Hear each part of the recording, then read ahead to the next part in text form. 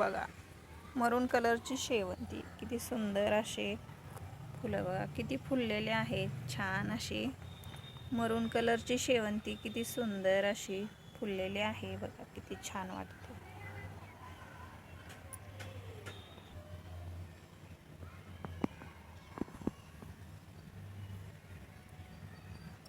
हे आपलं जास्वंदाचं झाड आहे, त्याची कटिंग केली होती बघा, किती सुंदर असं फुटलं आहे. हे शेवंतीचं झाड आपलं छान असं सुंदर फुटलेलं आहे. कटिंग केली की अशी झाडं सुंदर फुटतात, त्याच्यामुळे त्याची कटिंग करून घेणं गरजेचं राहतं. त्याच्यामुळे बघा असे फांद्या फुटल्या की जास्त फांद्या फुटल्या की आपल्याला कळ्या आणि फुलं जास्ती क्वांटिटीमध्ये मिळतात. त्याच्यामुळे अशी कटिंग करून घ्यावं लागते.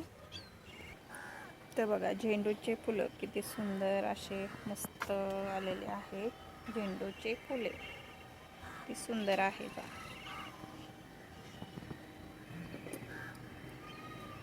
भरपूर असे झेंडूचे फुलं लागायला चालू झालेले आहेत बघा. कळ्या पण भरपूर आहेत ह्याला आणि फुलं पण आहेत.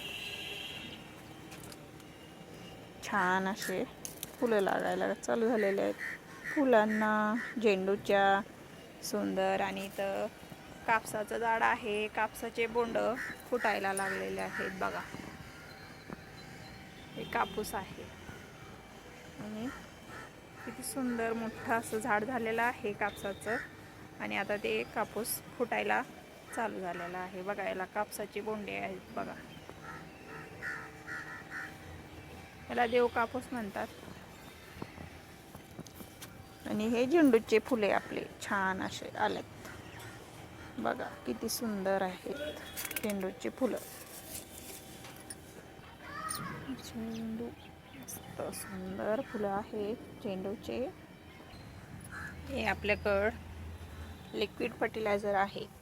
हे झेंडूच्या फुलापासून तयार केलेलं हे लिक्विड फर्टिलायझर आहे. ते आपल्याला आता द्यायचं आहे झेंडूच्या फुलांना. त्याच्यामुळं छान असे फुलं कळ्या आणि भरपूर येतात. त्याच्यामुळं असे फर्टिलायझर द्यावं लागतात. ते आपण आता फर्टिलायझर हे घालून घेऊया. आणि आपल्याकडे दुसरं फर्टिलायझर आहे हे तांदळाचं पाणी.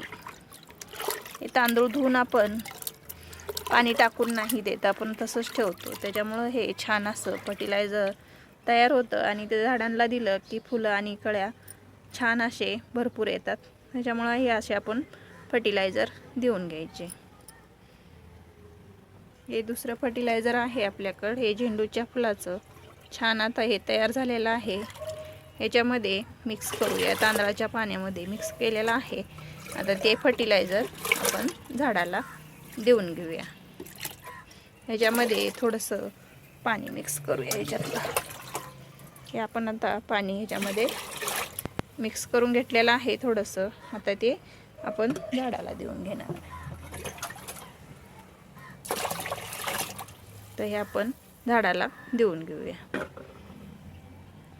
इथं आपले झेंडूची झाडं आहेत, ते फर्टिलायझर आपण घेतलेलं हे झाडांना देऊन घेऊया.